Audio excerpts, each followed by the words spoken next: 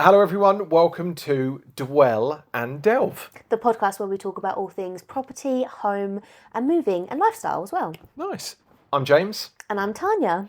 Welcome. This is podcast number 1. It is number 1, and this is our probably third take, is it? Yeah, it's definitely our third take. We've got all the gear and no idea. And we're in my own living room in my house, and I am nervous AF. It is really nerve-wracking. It is because really we've got all of this set up. We look like professionals from the outside, but We're amateurs. Like, we are. We're full-on amateurs. In the contest of podcasts, because we are professionals in the property industry, obviously. We actually sell homes. Yeah. We actually sell homes. Professionally as well. Professionally. Yeah. And have fun at the same time. Agreed. Have Definitely. Well, I love my job. So didn't you say earlier you've been doing it 19 years? 19 How years. do you still love a job after 19 years? I actually got to a point where I didn't love it, and I was very, very close to walking away, and I actually inquired with, I think it was London School of Barbering. I was like, I'm going to become a barber. I'm going to open up my own barber shop, and I don't have to worry about selling houses anymore. Oh my God. But a recruiter called me and said, consider this online, hybrid agency, rather than being high street. It was the high street I was bored with, sitting in an office at 8 a.m. Call outs. Come up to head office, let's have a meeting, let's do a group ring out session. KPIs. Oh, love it. Ick territory. Yeah. Big ick energy. Big ick energy. Yes. BIE. And that is big ick energy, isn't it? know? Also, you have to be really, really slow when you say big ick energy, because you could mispronounce it. It could go really wrong quickly. And yeah, so I ended up there, and it was actually going to be like my last ditch attempt. I was going to be like, no, if I don't enjoy selling homes anymore here, then it's not for me, and I've got to walk away. And thankfully, I did really enjoy it. Oh, And nice. here we are. And so that took you to London. So because you're from Broadstairs, down by the Cape Coast, aren't you? And you moved from Broadstairs to London, back to Broadstairs. Yeah, just moved back. I've been back in Thanet now, so the area for about 18 months. Nice. But we had a little bit of a short stay in Margate where we were for a year, which was lovely. Go down the beach, walk the dogs. But we just moved into a house in Broadstairs, which is amazing.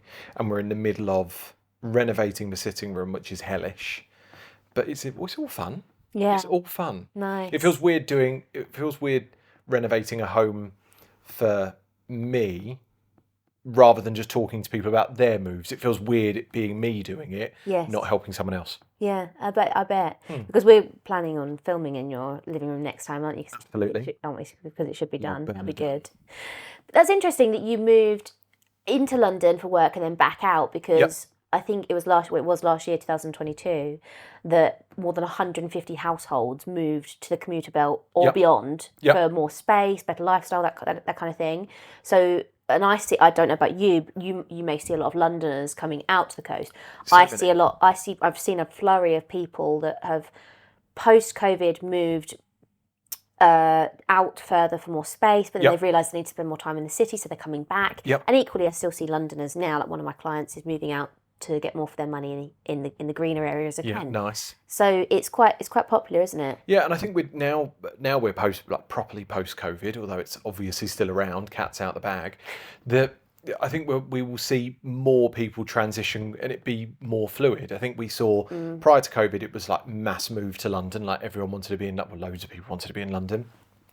Then COVID hit, people moved out. But I think I was reading earlier, 30% of homes that have rented between January and May this year in London are people returning to the city, like people who are coming back. They used to live there, they used to own or rent, but they're now moving back. So, as you say, it coincides with what you said around people have realised they've got the space, but actually they're in the city more now. Companies are saying, well, we've got these huge offices which we pay hundreds of thousands of pounds for a year. Yeah. We're going to need to use them. You can't just sit at home on your computer all day. Yeah. So I think we're going to see a much more fluid movement, much more fluid.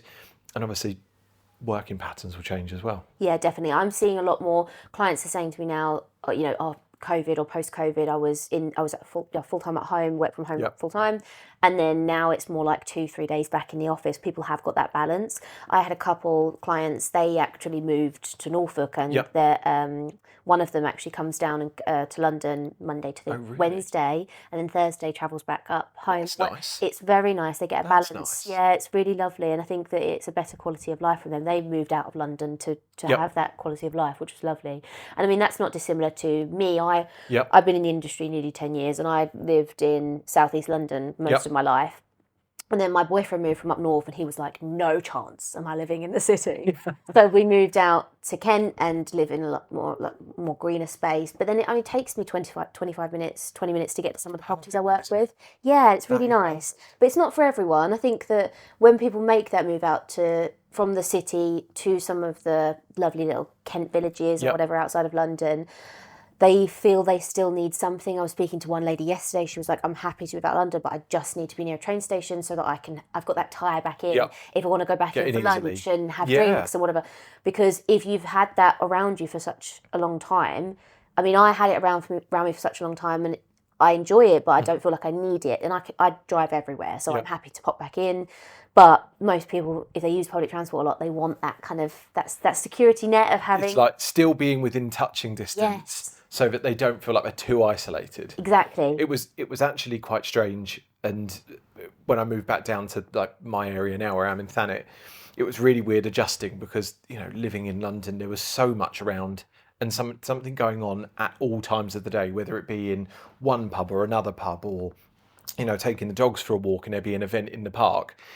That does happen in these rural areas. It's just there's less of it. Yeah. But you make more of an event day, so it actually is something you really look forward to rather than it just being there all the time. Like, I didn't appreciate it. Yeah.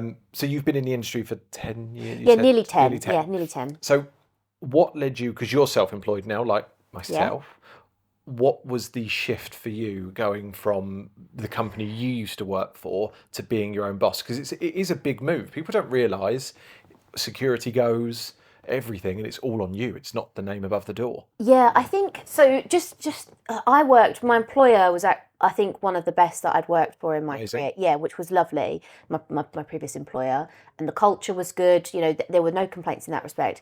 They, like any corporate company, they rejigged figures. My pay started to change, and I was already feeling. I mean, I'm very all or nothing. I throw everything at my job, and I did that even in an employed role. So I found it very stressful trying to keep to my own standards as well as the company standards, because mine always exceeded what they wanted, but in different ways. It was very strange for me. And so I would get very worked up about things that I couldn't control. And there was someone that I knew had left the industry. Sorry, not left the industry, but they'd left the high street model to go and work for themselves. Yep. And they sort of said to me, "Look, Tanya," because I was a manager in that position, and there were times when maybe I'd deal with one client, and then their wife would go to a Pilates class and tell all their friends. Yep. And then like 2 or 3 of the friends in the Pilates class came to Tanya at that workplace, not the workplace. And then it was you. So that kind of made me think, this is so much more. It's not about the brand. It's very much about the people, and people only use brands because the person that they get to speak to is someone that they like. Yep. So I thought, if I can build up that trust with people, and I love what I do, and I've got like passion and drive. That's something that I've never not had. I've always had that. I thought, you know what, I'm just going to go and do it because I love helping people, and as long as I love what I do, I think that I'll find it within me to go and succeed. And for me, some people do this because, I mean, obviously the money is better, but that's not the be all and end all for me. I think for the past 18 months, 2 years, I've probably been no better off. It's only now that it's started to pick up, which is lovely, but then it goes hand in hand. You kind of do the job right, you love what you do, and then the money just comes naturally. I say about my money, obviously we all go to work to earn a living. Absolutely. But I think when you love what you do, it just happens it's like a nice, happy byproduct, if that makes sense. Sorry, I'm starting to smile because I can hear one of your beautiful dogs snoring. Oh, Pickles. Pickles. So if anyone can hear the snoring, it's that gorgeous little baby. Pickles! Thank you. Can't remember where we were. Where were we? Sorry, I cut into you. So you were talking about passion, love of the job, that sort of thing. Yeah. So gap. Then what am I saying next? So now I've been self-employed for running my business. I've got a small team around me, which is lovely, for the past 2 and a bit years. Yep. And it is really enjoyable. I was Good. saying to you earlier, I was really lucky to go to a client's house yesterday, and she was gifted some like a KitchenAid stand mixer, and she got one for a friend, and she gave it to me. I think that is amazing. That is so sweet. So lovely. And so I feel like it's like it makes you feel all warm and fuzzy inside when you've got clients that become, like we were saying earlier, friends. Yep. You get to that point where you've dealt with someone for 3 to 6 months, say, and you've been messaging them, talking to them, calling them all the time. Yep. And then you kind of, I don't know about you, but I get close to exchange and I'm like, these people I'm not going to speak to anymore. It's quite sad. Feels weird, doesn't it? You're like, Yeah. it feels like the relationship stopped, but it actually doesn't have to. Like, I think people forget that you can still be friendly with people. Like, I sold a house recently for a couple, and 2 ladies bought it, and they are so lovely. They've got gorgeous dogs as well, and they've already invited me round and said, like, you know, when we're having a housewarming party, it'd be great for you and your husband to pop round and see what we've done to the place. And I cannot wait. I genuinely cannot wait to go back round there because they are lovely. Yeah. So yeah, it's nice when it's also, it's about you. It's you as a person. Yeah. So you've already mentioned people. Yeah, they chose you because they liked you. It's not the brand above the door, No. but you feel it's more about you in your own role and more about what you're doing to help them. Yeah. And I think, you know, you go to bed and you've tied a sail up and someone's going to be able to move. It's such a good feeling. It's amazing. Yeah. It's absolutely, and you just think, I'm genuinely pleased that they're actually going to do what they want to do, and they're going to buy the home that they want to buy, and they're going to create this amazing space for them or their children or their family. It is amazing. I mean, I also love the architecture and thinking about ripping down walls, but like Kirsty Allsop, like knock down every wall.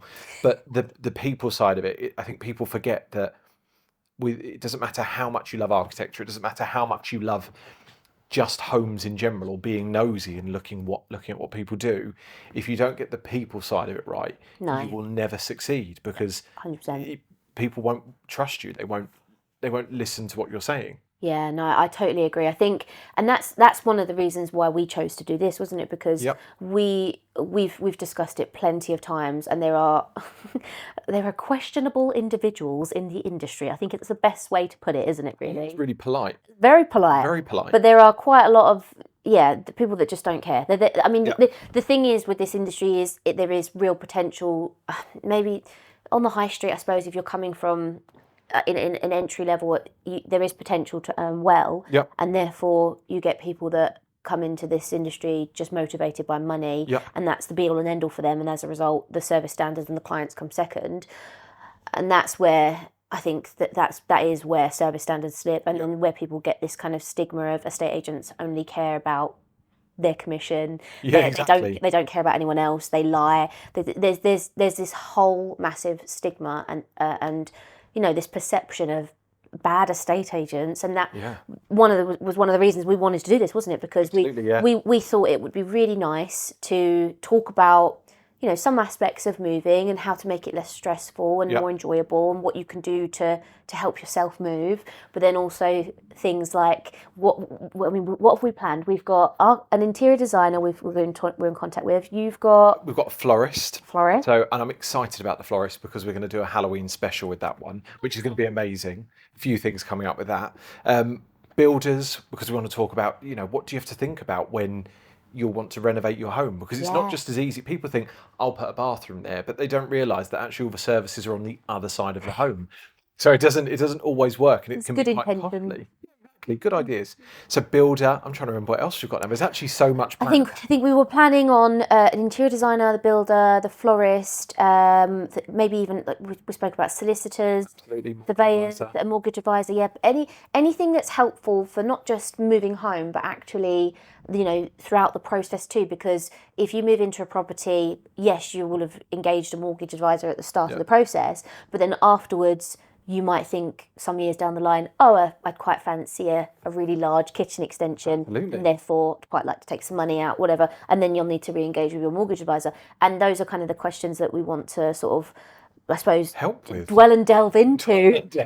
It's perfectly tied in there, wasn't it? No, but I think that and this for us is we are so not the shiny shoe brigade, are we? We are We are not. not the suit. No pinstripe suits. No, None we are of that. absolutely not. And I think that's where we are trying really hard to come away from that and provide as much value, advice, support. So what we'd love to do is hear from you. Would love to, get Yep. thoughts and feedback about what you'd love to see from us, hear from us.